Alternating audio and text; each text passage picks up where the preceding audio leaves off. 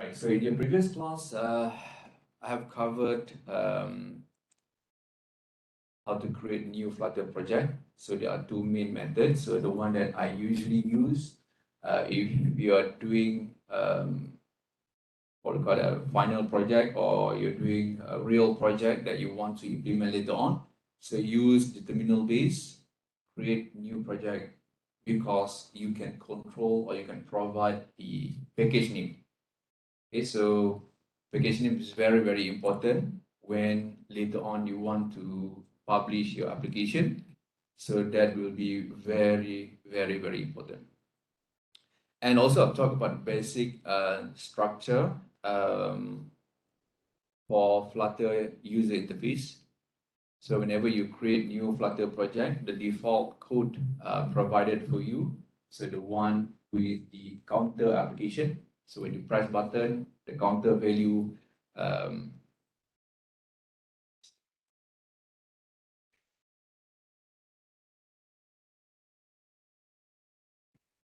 so the counter value will increase, and that basically provide you with basic understanding how Flutter UI being developed, is being coded into real application. And also I introduce main app. So main app, that basically just a snippet. Okay, just a quick snippet for you to build Flutter UI. So use that to quickly create your Flutter UI basic class code. And then another quick snippet, which is stateful and stateless. But most of the time, you're going to use stateful widget. Reason being is that your UI application will contain states, and states allow you to change or to update your user interface. So most of the time, you're going to end up with a stateful widget, unless later on you work with, or your application, when you develop your application with what we call as different type of a state management library. Is for example, if you use provider, use getX, block, so those type of advanced provider or advanced state management, then you're going to use stateless widget, but with this additional with this architect, you know, call it as architecture. It's just a frame classes or library, okay, to manage your application state, right? But until then, we just stick with, or we're going to start with a simple state management called set state, okay, which is the default state management that bundle with Flutter. Okay, so just use set state. Whenever you want to update your user interface, just call set state, and then the set state will automatically update your UI with the new state or with the new variable value. So those are the content from your previous class. All right. So once we have that, and then you're also been introduced to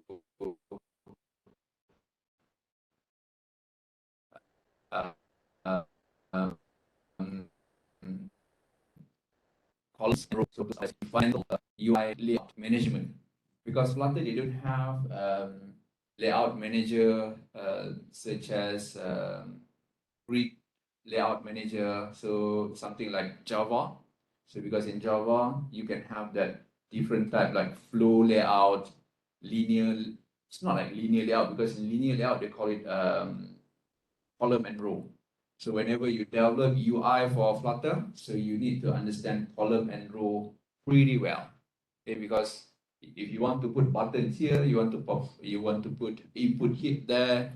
So the way that you manage your UI is based on that column and row. So you need to find out where to put that, and you can combine that with a container. You can combine that with sizeboard widgets that allow you to place your UI widgets or UI elements in onto that particular location.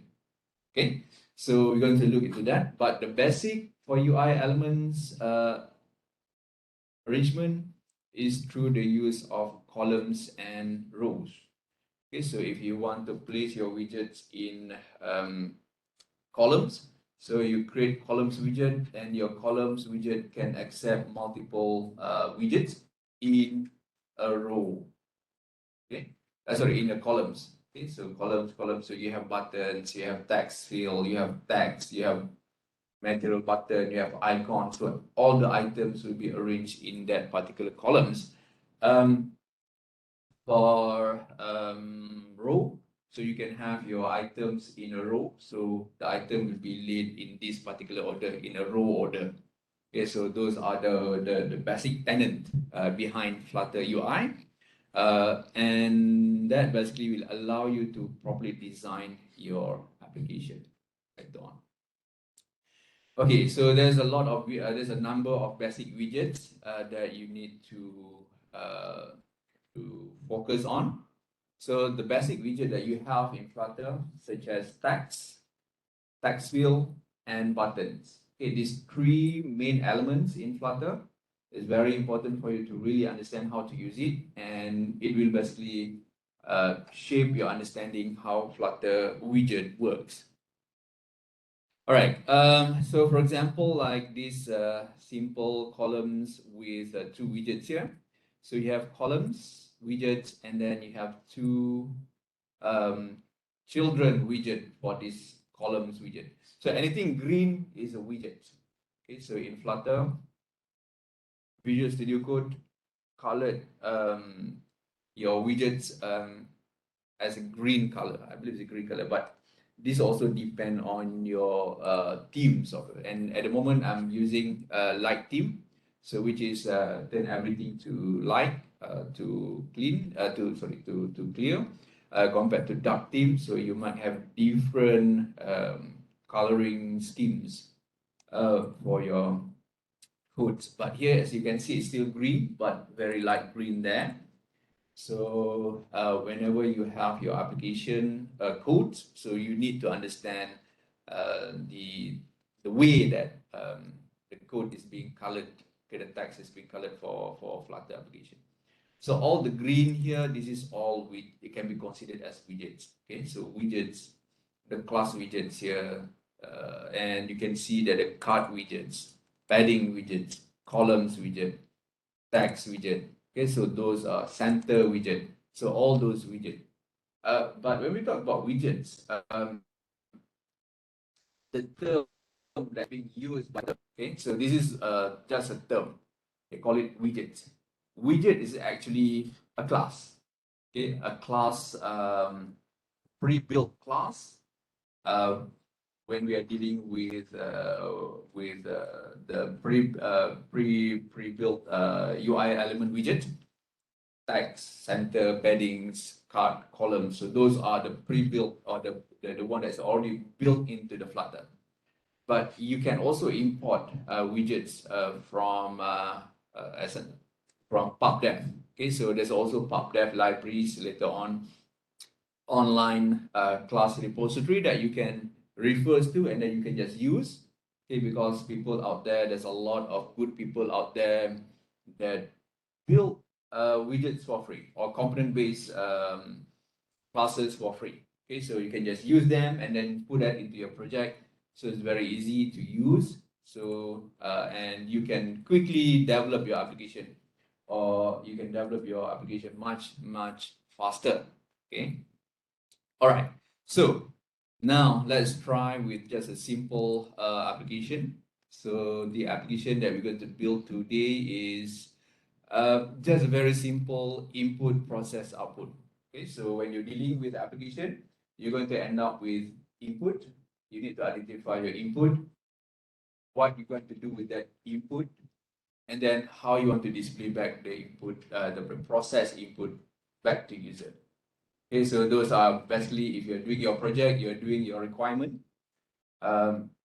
you need to identify your data, what type of data required, because from the data, you can create form, and then from the form, and then you can process the form, to store the form into database. And then once you have the data back in the database, and how you want to display back the data to user. So those are the basic programming that we're going to look today. And please understand this well, because this is where it started.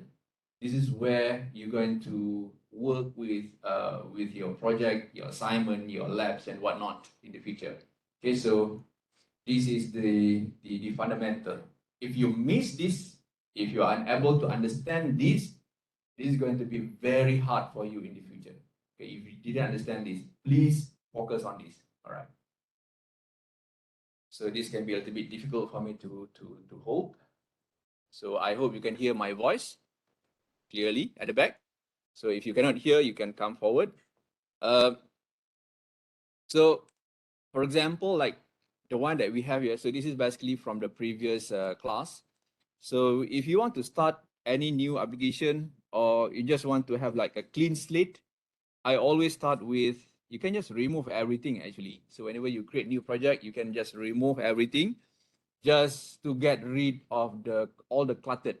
Okay, because the default code provided by Flutter, the auto code provided by Flutter,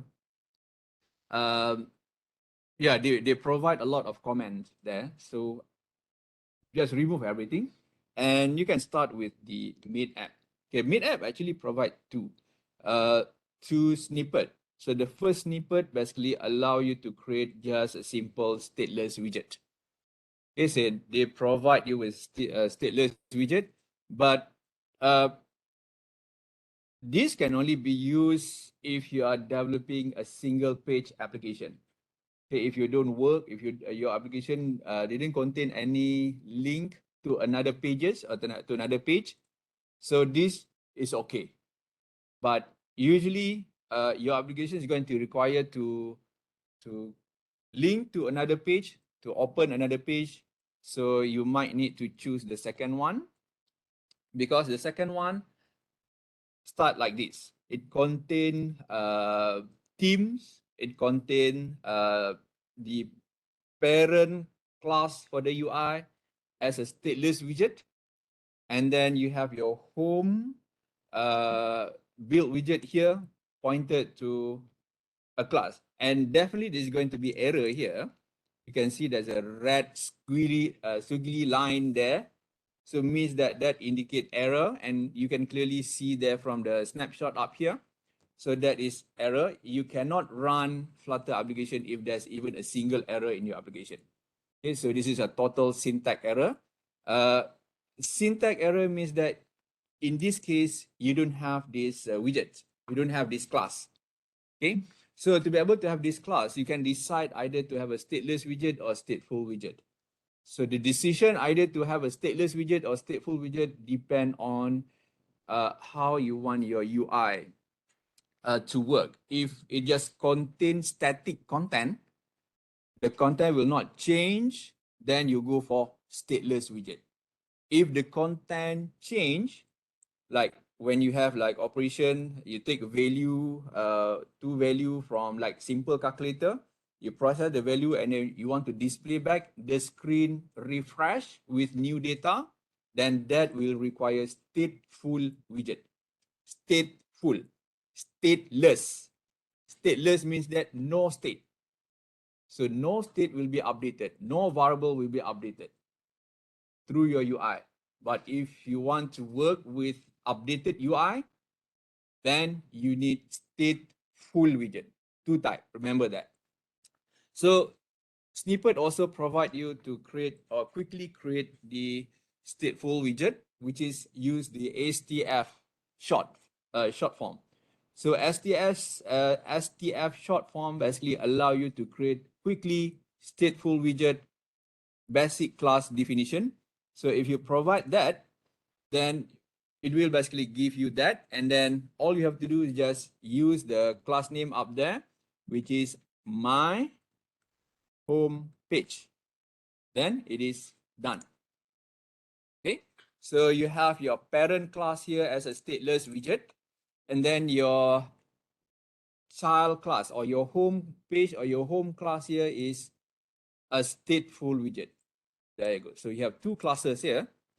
to quickly arrange that, you can use Control the Shift alternate Control alternate F, but it's already arranged properly. So you can see there are three classes actually when we are dealing with a stateful widget. We have a stateless widget as a parent class. Always have that for your starter class or for your main class.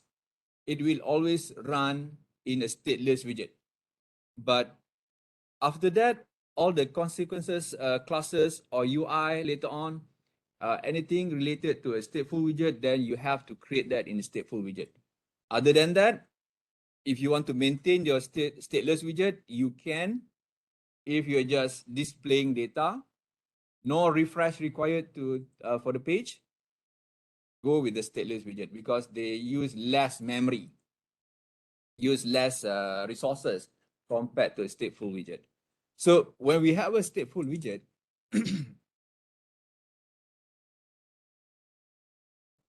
okay, so when we have a stateful widget here, so it will automatically create two classes. Okay, so one class for the widget itself, for the homepage widget itself. The name itself, you don't have to follow the actually like my homepage. That one is the one provided by the snippet. But if you want to give it any other names, make sure that you create the names correctly or you define the names for that particular class. Like for example, main page or whatever you like, you can put it as your class name. Like for example here, this is just sometimes when I didn't show this, you guys just use whatever that you have there without understanding what it's all about. So if you want to use, yeah, like for example, this one. So this is just a class name, a class, okay? So whatever name you like here. Okay, this is just a class name as long as you follow the class naming convention. So that's it. And then down here, just create a stateful widget. And then you just place the class name there. It's just a class name. Okay, you can write anything there as long as you follow the class name convention. So it's just a class name, right? So don't just whatever that the stateful or the auto snippet code suggested for you, you just do it there. But you need to understand why or what is the name there. What is the class name, why or how you want to name the class. And usually for me myself, when I name a class, depend on the function of that particular page. Like for example, okay, so like for example, let me just go back. If the page for a simple calculator, I'm going to give name my calculator page. Right, so this is just the class name for this particular class. So STF for a stateful widget, press that and don't move. During that time, don't move, because if you move and then the class name will automatically return as my widget. So whenever first time you create or you use the auto code here, STF, stateful build, that one, stateful widget, okay? If you want to use stateless widget, you can use the other one. If you want to build a stateless widget, you can use stateless widget to create a stateless widget. But since your main class is already stateless, there's no point of you to create another stateless widget. Okay, so like for example, if you want to create stateless widget down there, this is basically the same. This is stateless widget, this is also stateless widget. So there's no need for that, unless you want to create multiple pages later on. So usually for multiple pages, we create another class, another file that particularly handle for that particular UI. Okay, but if this UI only for calculator, so the way that I work, okay, this is not the only way, but it is basically my usual way. Okay, my usual way of doing things is that create a stateful widget and then put it there. All right, so that And usually this one is just a constant if you don't deal with any passing parameter, any variables.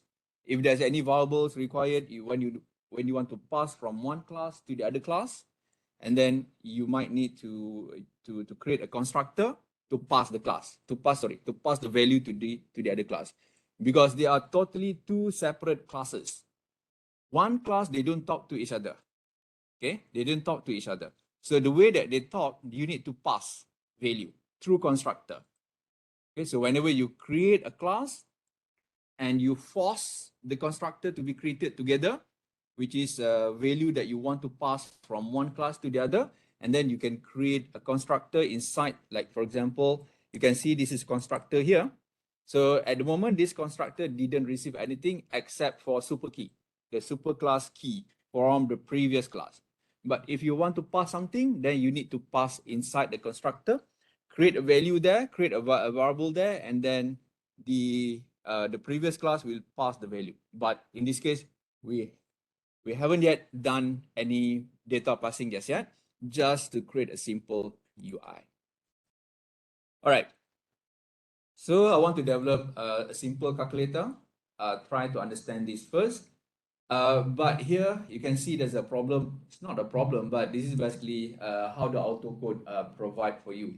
So the autocode provide for this application here. You can see it written a container, but you don't have what we call as a scaffold. There's no scaffold here. Is there any scaffold? No. You have your material app. You have title, properties for home. For home, usually you will require a scaffold. Okay, so that is your primary class. So where the missing part here is a scaffold. So we have a class, stateful widget class, and then we pass this here, and this is where we build our UI. And the UI here return a container, which later on just an empty container. So your UI become black, totally black. Okay. So the one that you want to have here is a scaffold. So we always return scaffold. So instead of a container, so we return scaffold, right? So scaffold basically will return an empty page, a white empty page. So a scaffold always contain two elements. If you want your application or you want your page to be full page, full screen application, then you can omit the first element, which is the app bar. Okay, I think I've talked about this before, right? Two elements is scaffold, app bar, and the body of the scaffold itself. The white section at the bottom underneath your app bar.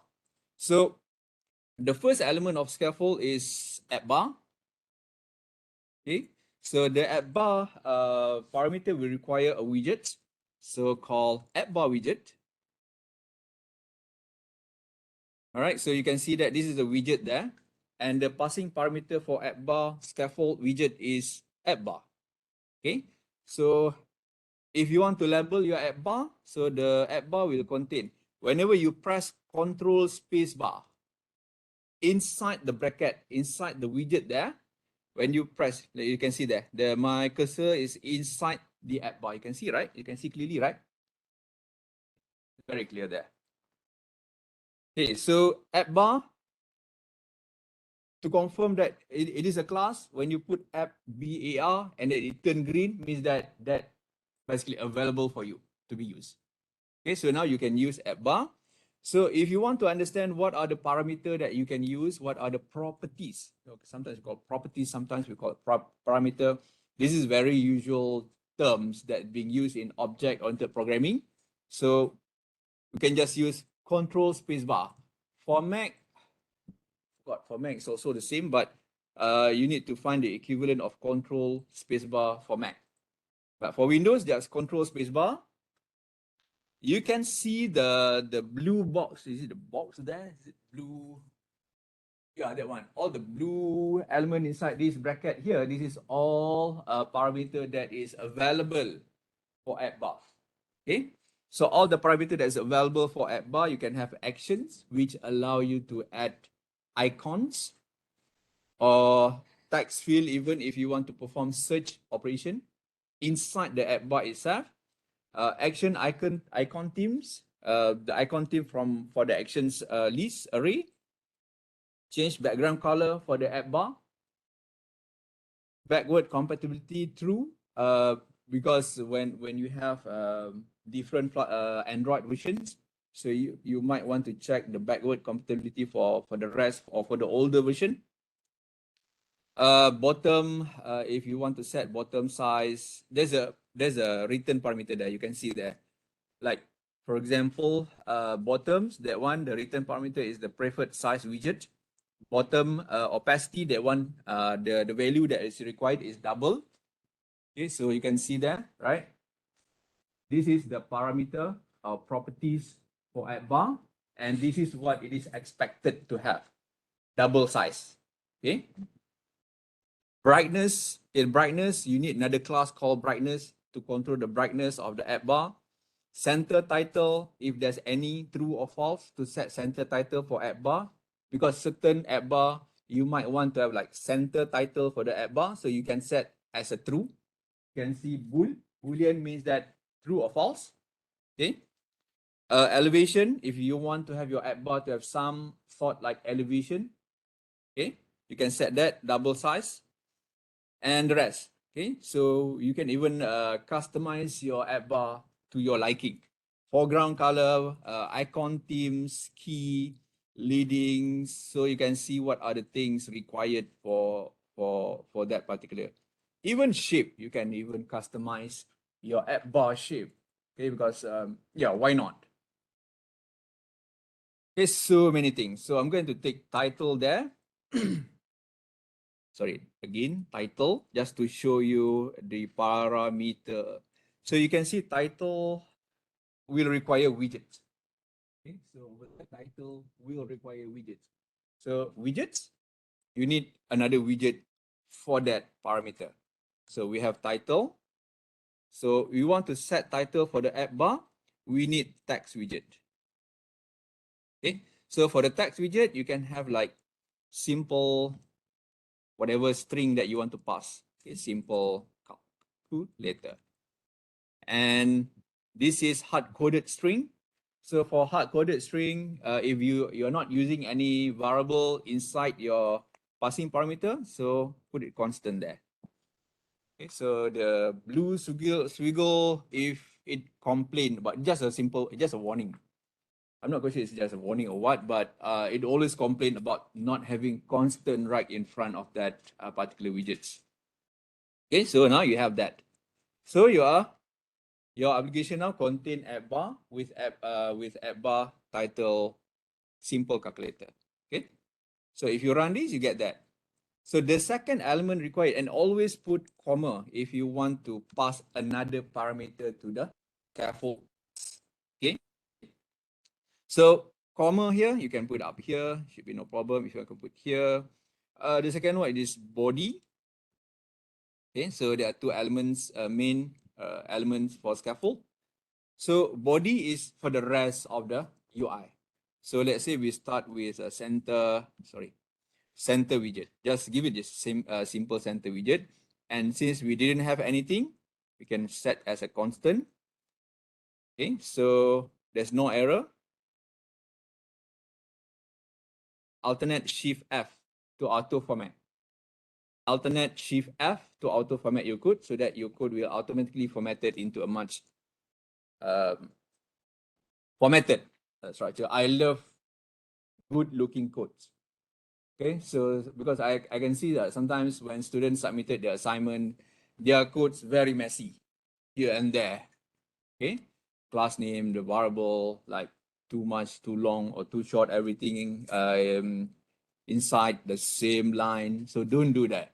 Make sure that your code properly formatted, and even there's a lot of tools available for you to use that. Alternate Shift F, just a simple key. So make use, you need to use a lot of your hands here. Okay, shortcut here and there. Okay, you need to remember shortcuts, a lot of shortcut available for you to be used. Right, so once you have that, so this basically allow you to have just a simple UI. Okay, so with an empty center widget. Any questions so far for this? Any shortcut for order to pause? It's the shortcut for pause. Okay, there are multiple ways of doing this, either through the one that I've just shown you, or you can create the first one. This is a stateless widget. And even with this, if you run this, it is a legit UI. So you can run this. You can this, but there's a missing part which is required for the themes. Okay, so you might need to add that manually. And also here, because it basically provide you with the UI there, so you can just remove even the scaffold. Where's the scaffold? Scaffold is already provided here. So this the home here, you can remove. Okay, so this scaffold there. Okay, you can remove your scaffold, and then you can create my home page. Okay, so this one you can just continue with stateful, and then type in my home page. Okay, so this one missing bracket. Oh, my home page. All right, and then this is a constant, and this one you might want. This one is constant modifier. Okay, so the part I'm missing here is the theme part. Okay, because whenever new application is created, it's looking for the themes. Okay, but if you try to create another layout, that layout's missing themes. So that's why when we're doing later on page navigation, paging, navigate from one page to the other page, if you do this method without the themes definition, so you might have problem with the new layout. Okay, because it's basically missing that theme. So this is also another one. Okay, there are multiple ways of doing the same task.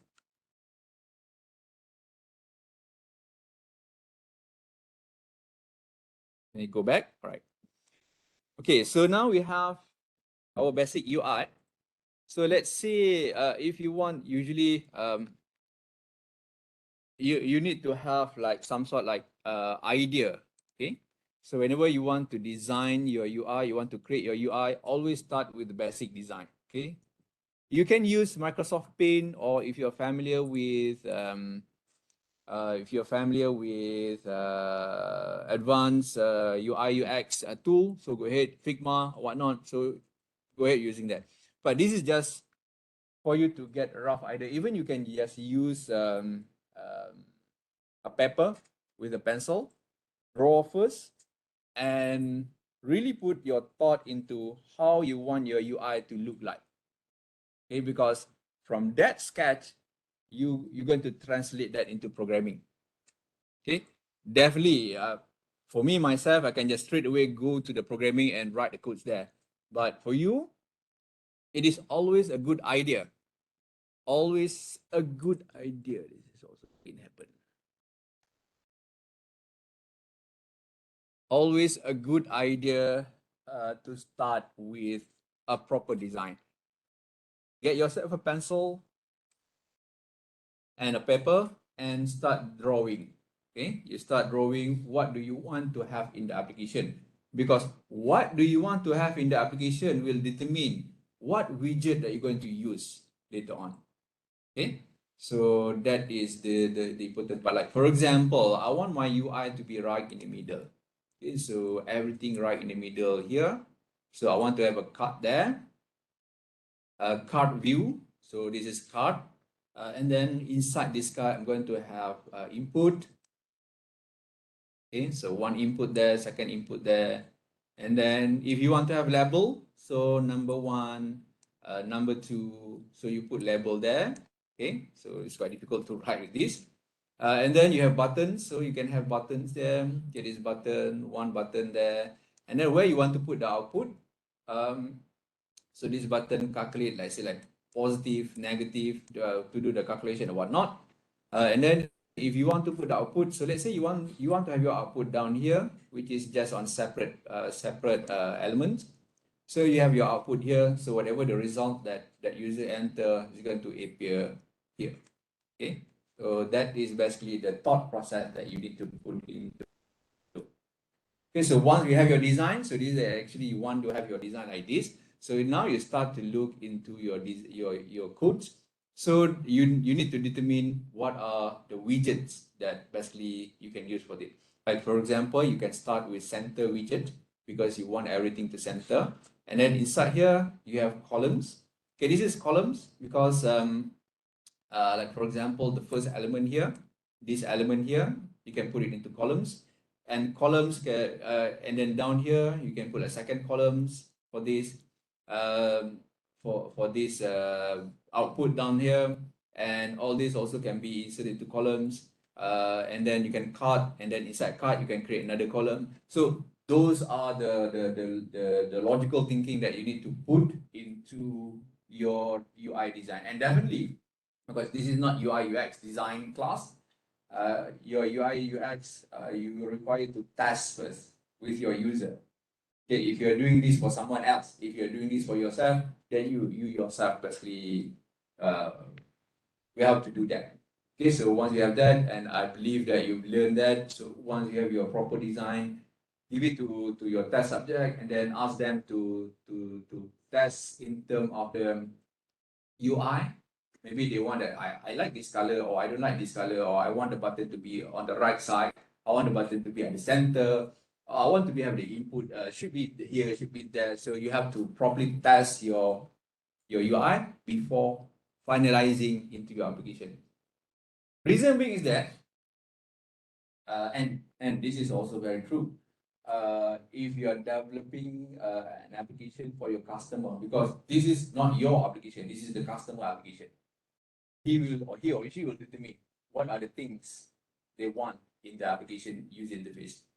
Okay, so once you have that UI properly layout designed for them, you need to ask them to sign to accept this is the UI that they want. Okay, sign, accept, because this is always happen. I've been there, done that multiple thousands and thousands of times already. They will change their mind. They will change their mind. So if you have that sign and properly stated, any changes to the UI will require additional payment. Okay, will require additional payment. So you don't just blindly, okay, accept the task without money, because time to do that, if there's any change to the UI, will require more time for you to do. So if you don't have that, your customer is going to keep on changing their mind. Always get that sign. So once they agree to that, then you work with the software. If they haven't yet agree with the user interface, design, and experience, don't do the software.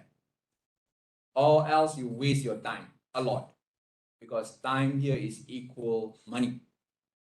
Okay, your work, your expertise is the tools, okay, that you work with.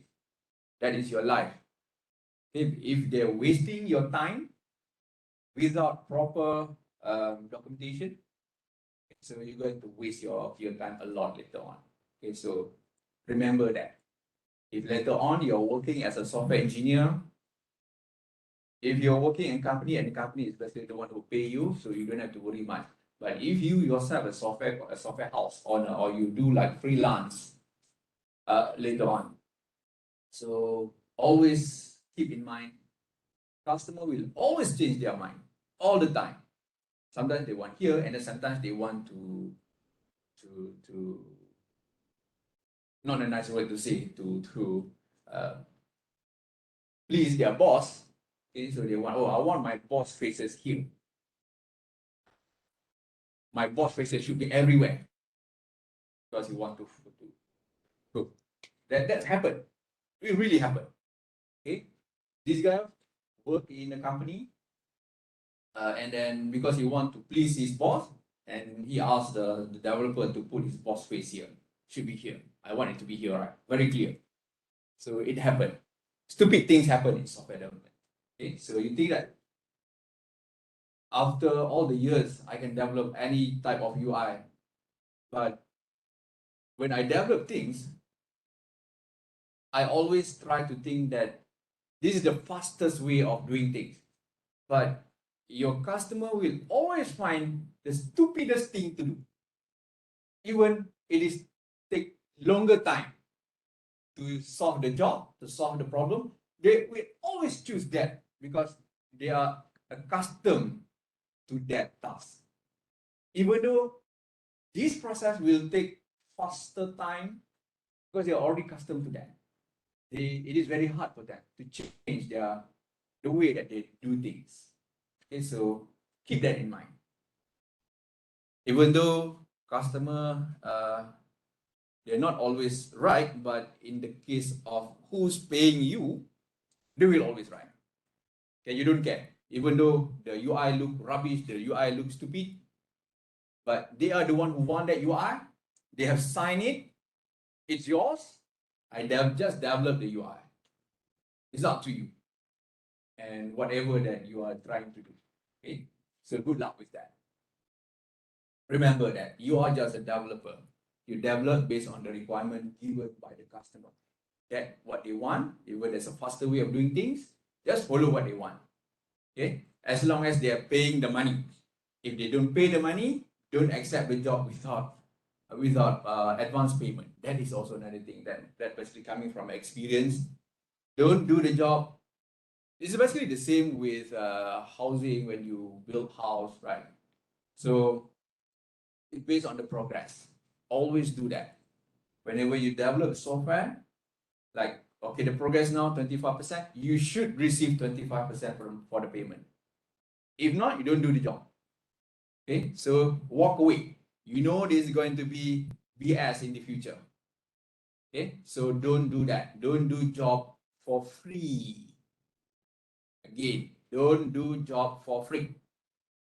You are a house developer, you are engineer developing a software.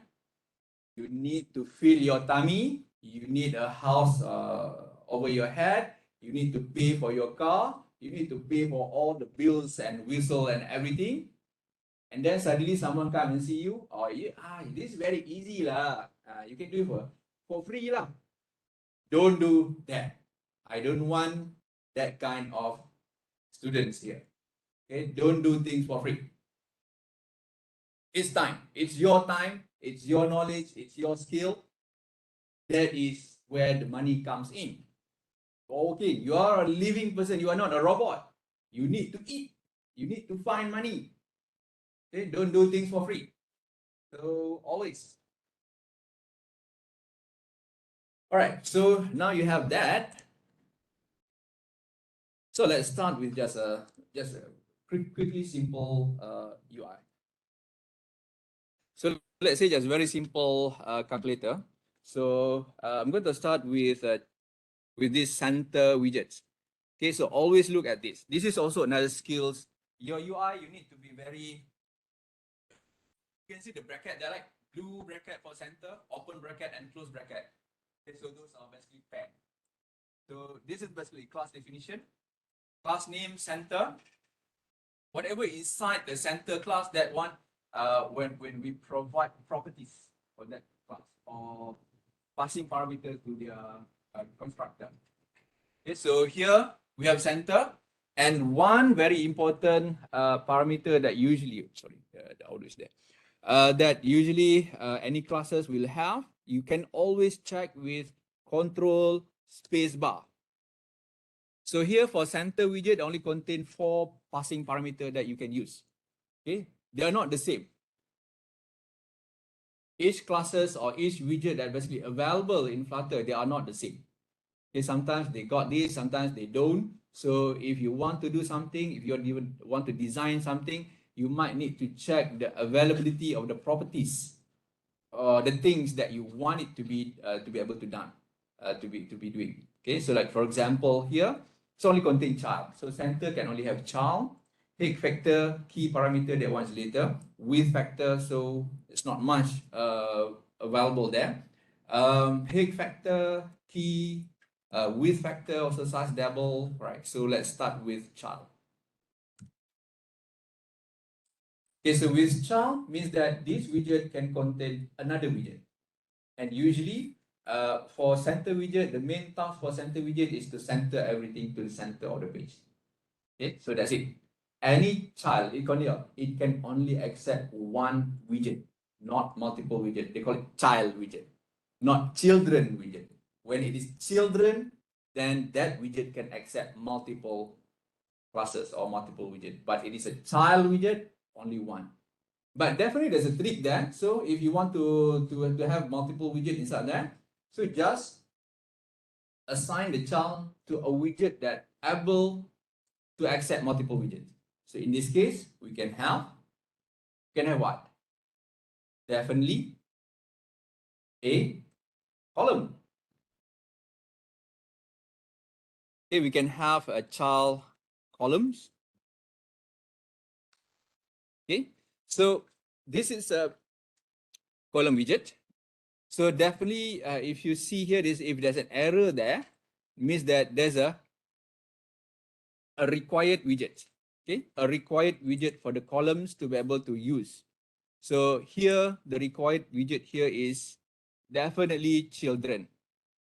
Okay, so if you put children there, and one more thing I forgot. Okay, because columns will require multiple widgets, then you need to remove this constant up here for the center. Forgot about that. Okay, so now you have columns inside center, and then for columns to work, you need multiple children. So just use Control Spacebar. Control Spacebar. Make it as your habit. Okay, programmer habit. Control Spacebar. Flutter programmer habit. Okay, for different IDE, they have different way of doing things.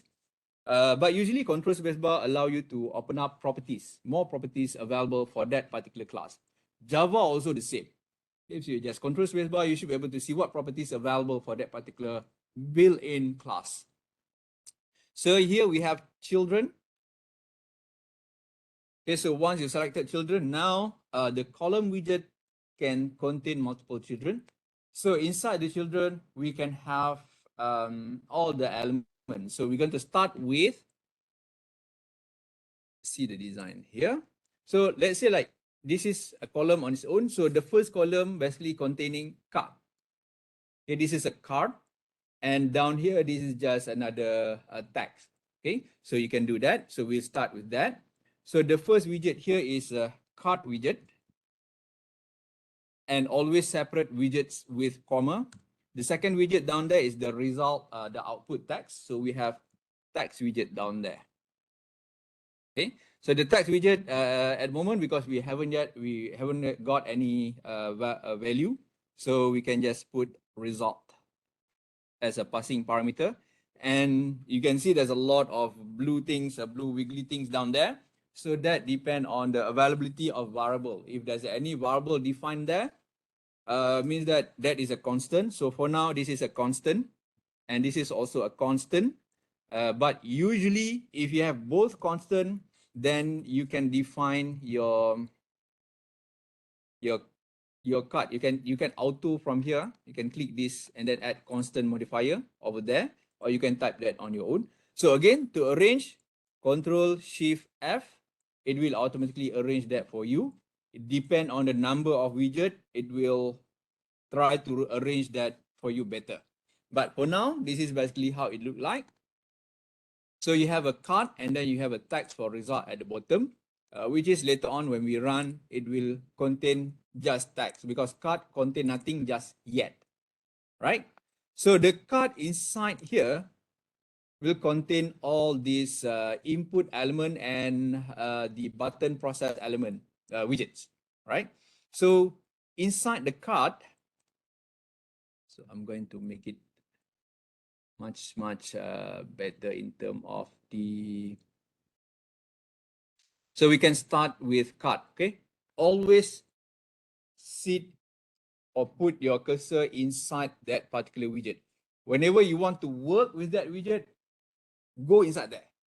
Okay, you want to work with a different widget or whatever widget, go inside the bracket, because that bracket will contain all the required parameter for that particular widget. So my widget now inside this card will contain definitely another widget. But card, the problem with card, it can only accept one widget. Okay, because as you can see, if I control spacebar, it basically contains child, not children.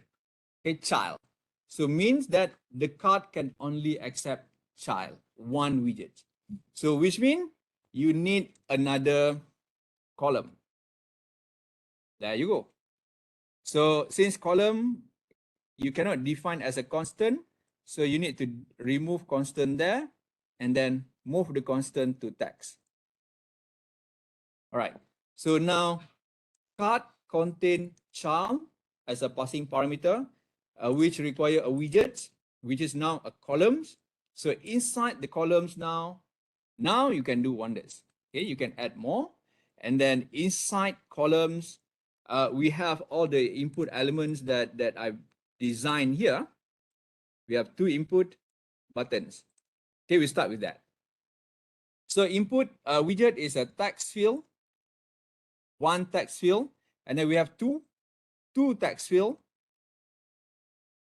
and then a buttons at the bottom. So we have another button, so we can use material button.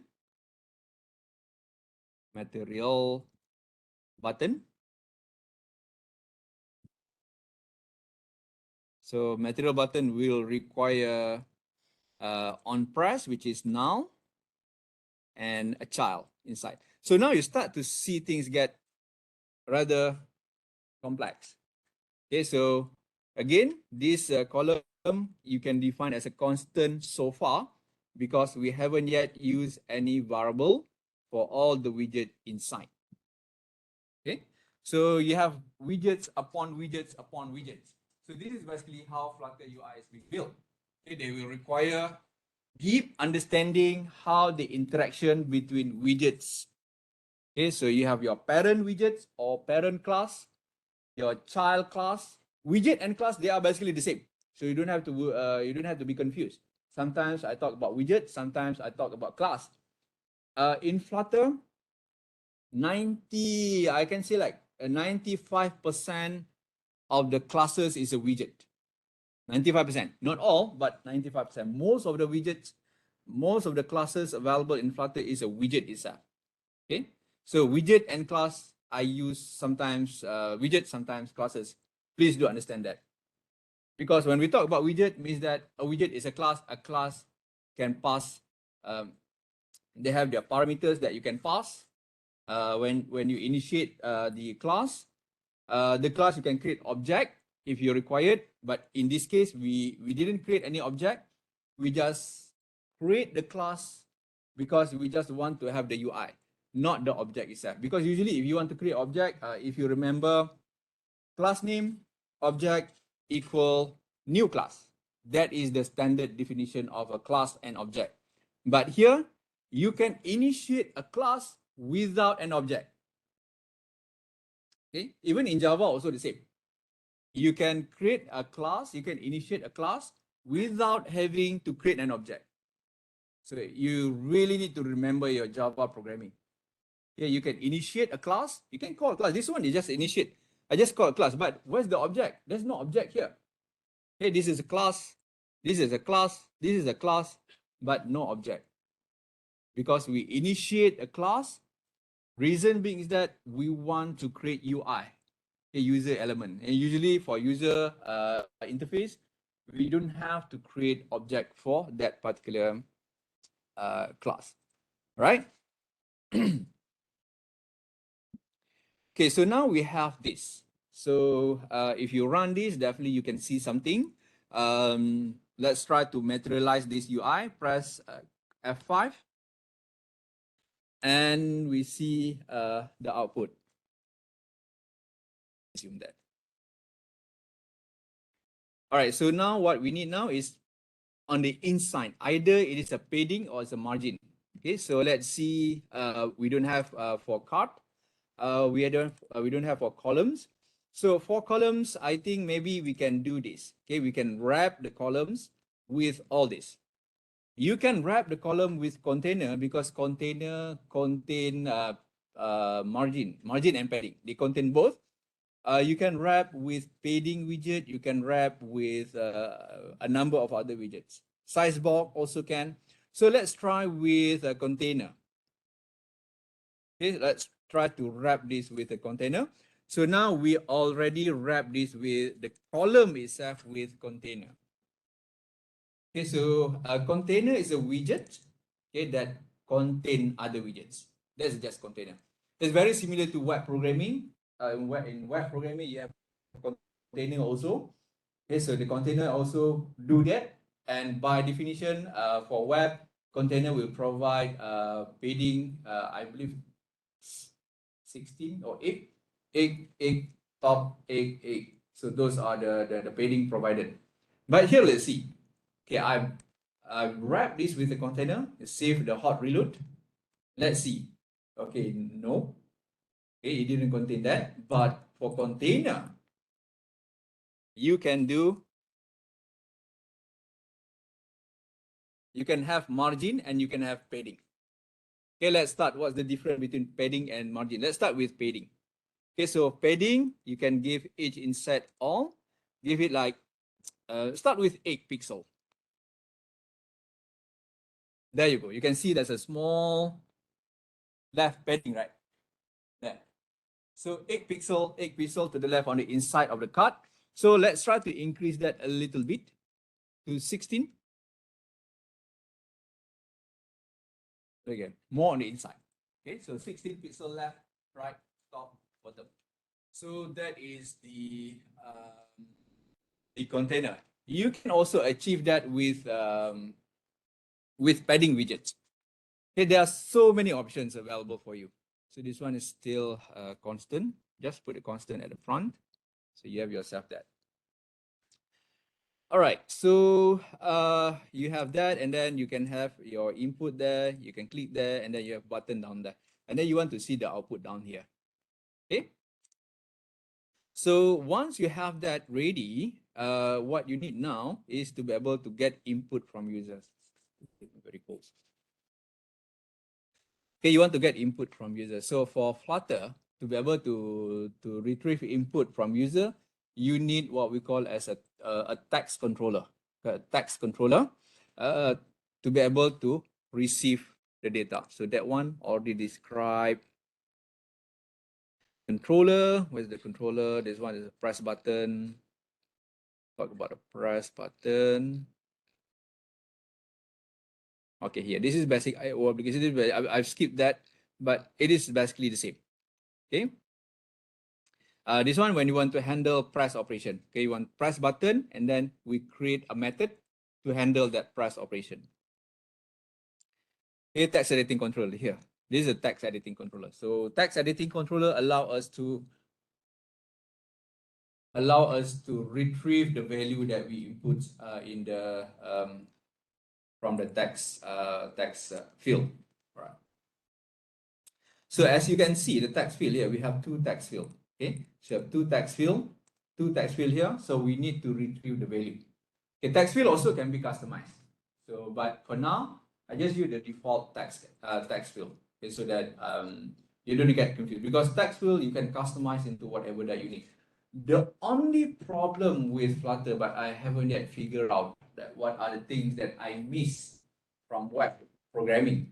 Web programming, you do have a lot of Bootstrap, W3 CSS, the UI framework, okay, that basically available and easier for you to use. Okay, so if you want to have like uh, a mobile view, I definitely go for W3 CSS framework, or you can use Bootstrap itself or Tailwind itself.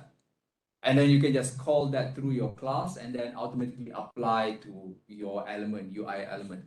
Okay, that is the thing that I miss in web development that I think so far is not available in Flutter yet.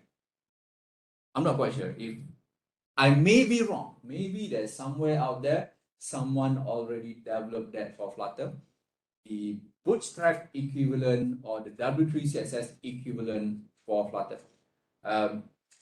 And unfortunately, for every UI element here, so you need to design that yourself. Every time, like if you want to have like a consistency, you might need to create your own custom theme to make sure that all the UI elements, they are basically the same, they are consistent for every pages, so that you have consistent UI. Okay? That is basically one thing that I miss from web programming, from web, that basically not yet available so far for Flutter. By default, not to my understanding, not to my knowledge, it's not there. So that's why developing a mobile application will take more time compared to web. Web is much faster for me. Yeah, I can develop. Definitely, I can develop a mobile application also very fast. Okay. With my current knowledge, current level of development, I can develop a complete database application or CRUD operation, whatever application for web, for mobile, in 3 days. Your project 1, project 2 that you've done for 2 semesters, I can do it in 3 days. That is the current level that I'm at in. Okay. With all the experience that I accumulated, that is the current level that I can do. 3 days. And sometimes I can do even like 1 or 2 days. Sometimes. For web, 1 day. That's how fast that I can develop with web. Because I don't have to worry much about UI, because all the UI basically already handled by the Bootstrap. I can have very consistent UI, all the buttons, input text, and everything. I don't have to worry. I can just call W3 text. It will automatically design as a W3 text. I want to have color W3 blue, I can just use W3 blue, and it will consistent throughout the pages. Okay, so very easy for web development compared to Flutter. Flutter, you have to do it for every element or widgets that you wanted to. Okay, there's no like class call what we want. It's quite difficult that way. Okay, you can through themes, but themes you will require deep understanding how themings work in Flutter. Okay, but I just use basic themes, not so much into advanced theme for Flutter. But yeah, all right. So, any questions so far for this UI design? So you start to see now the mixture of or the combination of multiple widgets. Okay, the marriage of multiple widgets, child, parent, child relationship, and this is where you truly use what you have learned in Java programming, I believe too, right? You learn about this parent-child relationship, and this is where you apply. So if you didn't remember that, this is going to be very difficult for you because this is heavy on that parent-child relationship. So you need to understand the parent-child, and it is much easier to look at this. This is parent-child. This is the parent. This is all the child. This is parent. This child. Parent-child. So you can see like how many generations there of parent and child relationship. Who's the parent? Who's the child? How many children's? And even with the children's concept there, right? So to be able to get value, you need to define. Okay, you need to define this text editing controller or widgets. And usually, the simplest way is to put it under state widget. Okay, so you define your object. So this is the first time you'll see object in Flutter. All right. So the class name is text editing controller. There, so you can give it any names. Let's say text num1 equal new text editing controller, and actually you don't have to put new there. Nowadays there's no need for that, auto there, but usually the way that you define a class and object is through the new keyword. But Flutter already omit that keyword new, so you can but it will complain about about that. You can see that still working. It complain about remove unnecessary new keyword. So there's no need for new keyword. Now you have an object. So this is basically the first object that you encounter with Flutter. Okay, so the text num1. So there's a two widgets that require for this. So we have text field, two text field, and this is the binding method. Sometimes I call it binding. Okay, you need to bind which text field to which object. So this is the binding terms. I can use it. So we need to create two objects, and easy, just copy paste. Copy the first one, but this one for text num2. Okay, so now we have two controller there. So to bind the text field, both text field to each controller, so you need to access the first text field and go to the select the controller there. That's a controller parameter for the text field. So bind is very easy. So the controller there, will require an object, text controller object. So we have two objects there. So we bind with the first one, text num1, right? Reason being that we have constant up there. So we remove the constant and only this one, but this is just warning. So you can, if you have planning to have variables there, you can just ignore all the warning there. So we have text num1, so basically automatically remove the controller parameter there. So controller set to the text num1, and the second one also the same. We can just copy paste, put it into text field 2, but this one for text field 2, right?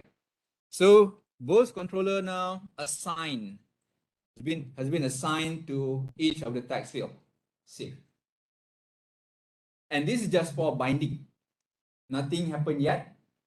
Okay, this is just to bind so that you know this object belong to the first text field, the second object belong to the second text field. Because this is where you're going to extract the value, to retrieve the value. All right. So how to retrieve the value? Through this button. Okay. So this button now still disabled. So what you need now is to press on this button, to click on this button and retrieve both of the value that we have from the text field. Okay. 10:30 kan? 10:30, right? Forgot. Always. All right. So to retrieve the value, we need to define a method. And this is where it came to state management. Okay. So there are multiple ways of doing this. If you are fancy, if you want to use advanced state management, if you are already familiar with Flutter, with set state is the lowest form of state management. Okay, set state. So I'm going to show you how to use set state. And if you want to have better performance state management, you can go for getX, mobX. You can go for provider. You can go for block. You can go, there are literally like more than 10 provider available. Okay, so, but that one will require additional library to be imported into your project, into your application. But the default one will always work, and it works wonders also. I still use set state. Even though if I'm developing any application, I still love using set state. It's very easy to use. Okay. So to use that, all you need to do, either you can create a method names inside on press. Let's say press me or calculate me. This is just a method name. Okay, there's not much to it. So the names calculate me is a method name. So you can either press this light bulb here, and then you can just let's say the block builder. You don't want this, not yet. Okay, so you can select option create method calculate me. There's a option for you, create method calculate me. So when you press that, the method automatically created for you down here. Very easy. Okay, this is a static method. It is just a very static method. So directly from the, if you want to go for a complex way, you can create a class and then you can have all the method inside that class. And then you can pass the parameter. You can create. You can pass the parameter to that object to class. So You can choose the long way or you can choose the short way. Okay, as long as you solve the problem, it should be okay. So now you have a method down here, calculate me, and this method is within this class, still within the class, means that both of these both of these object basically can be accessed. Right, so when we click on this, let me just save on that, and now you start to see this one basically enable. Okay, you can see that's enable. If there's no color, if you want to color your material button, usually you can add more parameter there. Colors blue. Say you just want to use color blue. There, you have a button for color blue, or you can use different button. You can use raise button. You can use this one is you can use elevated button. The one that I use here is a material button. There's a number of different buttons available suited for different type of UI design. So the one that I use here, material button will require your own coloring. You need to color your button. If you use a different button like elevated button, you can use elevated button. So elevated buttons already come pre-colored, followed your theme. So you can remove that, save that. It will always automatically follow your application theme. So much easier in terms of theming. So you just define themes at one place. If you change, like for example, your themes up here, not blue, let's say red, your default theme. So now your button automatically red. So much better that way. But if you want to fully control your application, you want to make sure that this is the color that I want, no matter what theme the application is in, you can just set the color, static color. Or you can use like preference to follow your preference. There's so many ways of doing this, right? I hope you understand what I'm saying here. You guys doing good? Still with me? Or dah dekat awan biru dah? Good? Still a long way to go. This is just not like tip of iceberg. This is just like a freckle of the ice. You know the ice that coming in. You guys know about ice, right? Where is the guy coming from? Oh, Yemen. Yemen, you got like snow there? No, it's not mountain with snow. No. Oh, this one is another Syria. Syria, they have mountain with snows, right? Yeah, up there. So just a freckles of that ice. So there's still a lot down there. Okay, a lot down there to learn. So are you guys sure about this? It's up to you. All right, so now you have button now, it's already enabled. So when you click this button, now the button is responsive. Okay, you can click on this, but definitely we haven't yet take any value. So if you put there inside, like for example, you just want to test, print, hello. Okay, so if you print hello means that you want to print the, whenever you click this, it will print out in your, inside your debug console. Okay, debug console down here. So let me clear my debug console. And then when I press the button, you can see hello. So this is basically useful for certain type of debugging. Okay, so sometimes you can use this for debugging. You can use print to debug and it will print out inside debug console. So let's start with getting the value. So to get the value is very easy. So this is a calculator application. So the value that you're going to expect is number value. So number can be, you can use integer, you can use double, you can use float. So whatever value that you are into. So let's start with just a simple value. You can either use a straight conversion or you get the value first and then you do the conversion later. Okay, so like for example, if I want to get the value, you can always string num1 equal get the object name here, this controller object name dot get text. Get text. Saya pun kadang terlupa juga.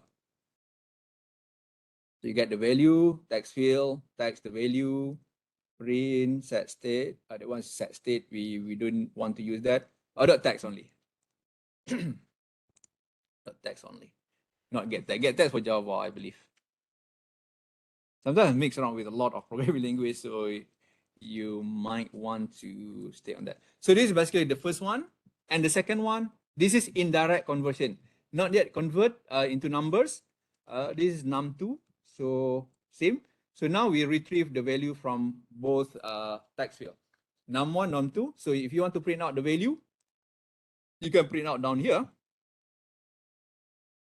num1, and then maybe you can just, because this is just a string, okay, you can concatenate with num2. Okay, we can concatenate that with, let's say, comma there, and then there. Okay, just concatenate value. Okay, so save that. So when we press the button, let's say when we input something, 5, 4. So you see the debug console there. When I press on that, you can see 5/4. So you get the value. So now you can do whatever that you want with the value. Okay, you can do whatever you want with the value because you already have the value. So once you have the value, now you can perform the operation. So since by default, when you extract the value from a text controller, it will always be type string. Okay, type string. So you need to convert that into numbers type operation before you can do anything with the value. So to do conversion is very easy. So to do conversion, let's say like I want to have a num a. So either you can do like double type. Let's say the num a is equal to convert the value from double. So you can use double dot parse num1. This is a double dot parse. Yeah, double dot parse. So you have the first one, and then the second one just copy paste. This is indirect, so it means that you do double time. So this is for num_b. Okay, and then this one for num2. So change the value into double, and then perform the operation. Let's say double result equal num_a plus num_b. All right, and then print out the value down here. Let's say result. All right. So save, and then 5 plus 4, press the button. You can see 9.0. Okay, so because this is a double, it will basically convert the value into double type. If you set as an integer, it will do the operation as an integer value. It's just normal conversion. So this is indirect. If you want to direct, you can actually combine everything and make it into 2 liners only. But this is just indirect. Get the problem. But now the problem is that I want to display down here, not down inside this terminal, inside this debug console. So to do that, you use the very handy set state. That one. Okay. The set state function. Is it a function? It is a function. Okay, set state function inside your method. So just select that one. And then you need to be able to have, because the double result is inside here, it's only known inside this method. So I'm going to take this double result, okay, put it outside so that it is known to the class. So double result equal by default is 0. Okay, so the initial result value variable is 0. So the output down here is plus, this is the simplest one, okay, plus the result. And this one is constant, you need to remove that. And then this one, you need to convert that into, you can convert, because I already checked. This is null. This is null, what we call it, null check. Either you want to use this or you can use dollar. I believe you can use dollar. Dollar, forgot about this. This is the null issue that we have. We already defined it up here. And then this one, you can use null check, but I don't like to use null check here. Result is always inside unless they've changed the method already. Ignore compose string. This is state method true. This is double result, or you can use var, but don't define just yet. You can do that, but let me check first. All right, so this is just to display back the result. Okay, display back. But here I define the result as a var, which means that I haven't yet defined the value unless it has been assigned to a value, like inside here. So inside here, what we have done the calculation, but maybe this is the latest update. I haven't yet looked into. This is version 3.34. Previous version, this shouldn't be any problem, but maybe the latest version, they really force into that. So I might need to look into that, the latest version. The 3.3 should be no problem. Okay, but the 3.34, there might be a problem with this. I have to look into that. All right, so coming back to print out the result. So here you can print out only through your debug console. Okay, so this is for debugging, should be okay. But if you want to show the result output, so you need to show this inside this text. So let me save that. Okay, this is null. Sorry. This one is var. It will automatically assign to var. As you can see here, they are now very fussy in terms of the type of data. Defined as string. You might need to do some conversion inside here, but you can do string. Definitely you can do that, but I need a proper way of doing it. You can see there's a complaining error down here. Type error was true building, state calculator, type null. Okay, so this is null safety thrown issue. Flutter is now, after Flutter version 2, they are very, very fussy about null. Okay, they call it null safety. Okay, the null safety implemented in Flutter, and it does seems that they are now getting more and more fussy about the null issue. So might as well I assign with some value before. Okay, so just clear the terminal. I might miss something. So you have result there. This is string. You need to concatenate with string. You cannot concatenate with numbers, except like Java. Should be easy. But let me check on this. You can see this. There's a null in subtype, double of functions result. Have I defined anywhere result? Result I haven't yet defined, but I have defined here. Let me check one more time. Sorry. So usually you can use var before, but it does seem if I define with value 0.0 and then result convert to string because of the concatenation.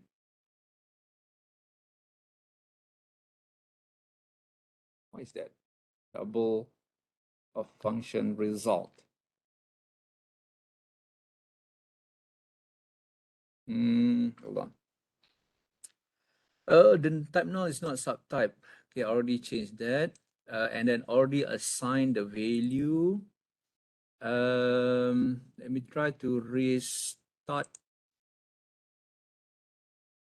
Because I already assigned in the class with the value, the UI should have the value as 0 and convert that into string already. Let me check if there's any update that I already put here. So this one just for getting the value string should be no problem. But for calculator, yeah, I already defined that num, and then concatenate that the value with a toString. This one just, you can put it either inside set state or outside set state, should be no problem with that. But the latest, I might put it inside state, correct? That one. You have the text editing controller, bind it to, call the calculate method, should be no problem. Post the result. Okay, let me try that. Okay, so 5 and 8. Plus button. Ah, there you go. So I need to restart because the variable is not yet there. Okay, sometimes you might need to restart your class because the variable that I've defined up here later. Okay, forgot about that. Okay, the UI is down here. The UI rendered without having to know this basically available. So when it try to run, that's why they call it as a null. So I have defined it up here and restart the UI up through this restart. And then now the UI should be available. Okay, you need to convert to string. I believe you need to convert to string because string cannot be concatenated with numbers. So these numbers here will be converted to string type, and then you can concatenate string with string. Okay, should be no problem now. Okay, so you can see now result down there, 13. So whatever value that you put here, say whatever value there, oops, there's a W there, is going to get error.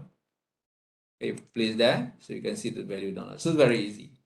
Okay, so with set state, either you can put it inside the set state, or you can just, when the value change, okay, you can see the value change and call the set state function, whatever value that is being updated, because this one is a new value now. Okay, result is a new value when you call the calculate me button, and then there's a value, there's a variable there inside your UI, and if the variable change to a new value, it change to a new value, when you initiate set state, it will automatically update your UI. If I remove the set state here, let's say let me remove the set state. Okay, so if I remove the set state, it won't update. If I put something, it won't update. It didn't show any update because of that set state is not available. Set state, basically the functions that initiate the UI refresh.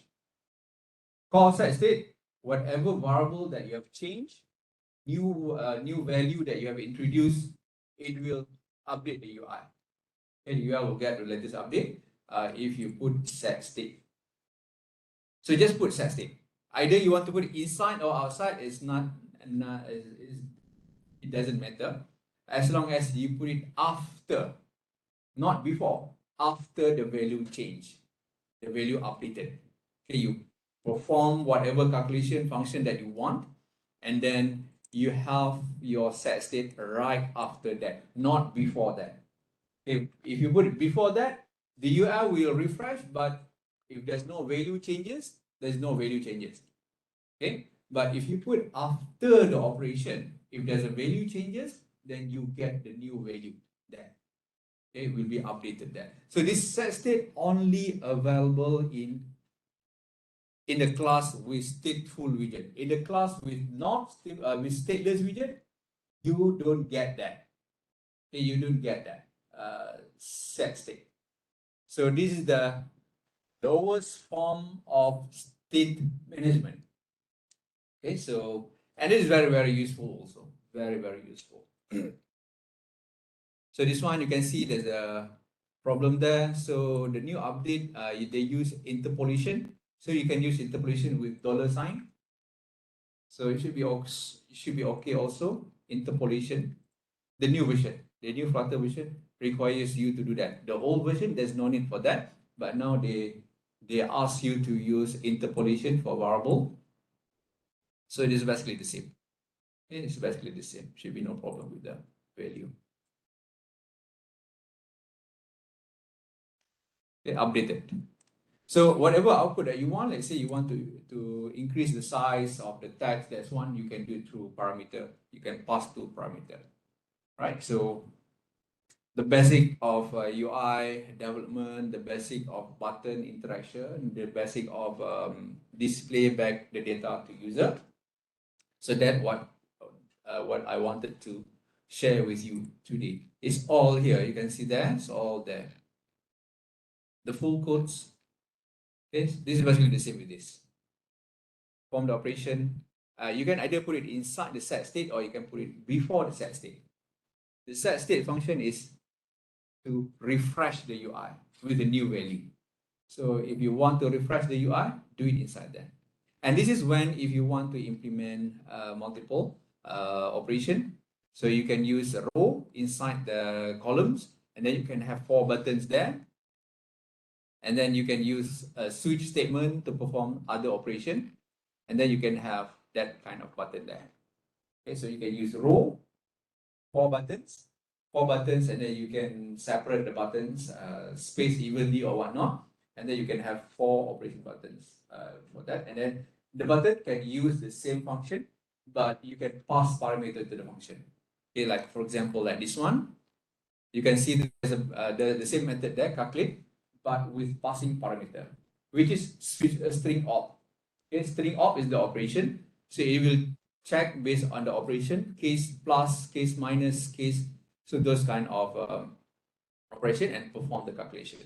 So with just a simple function updated, you have a full calculator application. Okay, so hours already. So this one down here is just a simple interface update. You can padding, you can change the text style, you can add decoration to text button. So you can see there's a text field decoration here. Let me just quickly show you. I'm going to take the decoration functions there. That's decoration. So the decoration, let's say here, I want to have, for this, if you can see, if I click on this, you can see there's a text soft keyboard, right? So if you use this decoration here, I'm going to take this up until there.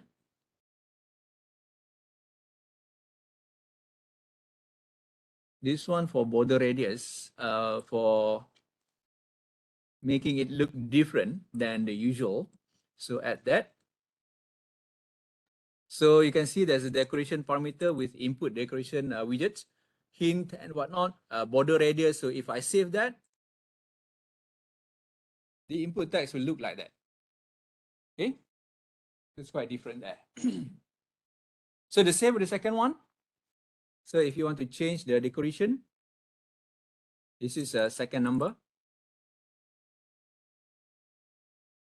So now there. So you want to separate this a little bit. Either you can use size box and set the height to, let's say, 8 pixel, just to separate between these two widgets. 8 pixel there. Okay, and then now the keyboard. So for the keyboard, at the moment this is a keyboard with text. So you just want to have numbered keyboard. So you can just take this keyboard type, number with option. Okay, just take that one, put it inside. So which is outside there, another parameter that you want to pass. And the same with the second one, put it outside, save. Okay, so number only. Okay, number only. So which basically help your user in terms of, because this one just a calculator application, the input only requires number. So they don't have to pick and choose the smaller keyboard. They can just use this keyboard much better, soft keyboard much better. They can select the number, bigger number, easier for them to use, right? So this is the customization. So once you have your UI and then you want to further customize, yes, definitely you can. There's no limit to the design. It's up to you, whatever that you want with the UI. But this is as simple as it can be. And with that also, it's already 86 line of code, just like that. Okay, so you really need to get used to it. So as you can see, there's this one is a constant. You just add constant there, or add constant everywhere. So this one also the same, will require constant also. Add constant modifier, and that's it. Now your code looks clean and it's ready to be used. Okay, so if you want to put image up here, you can use image widget, or if you want to use text, you can use text widget up here, make it look nice, make it look better. Okay, so if you want to have like a full screen application, definitely you can just remove your app bar. So if you don't want that, and then you want to have like a full screen application, remove your app bar, and then your application now a full screen application. So the design comes first, and then coded the application later. Always design. Okay. That's why design, the UI UX subject is very, very important. The ACI design is very important subject for you. Okay, any question so far?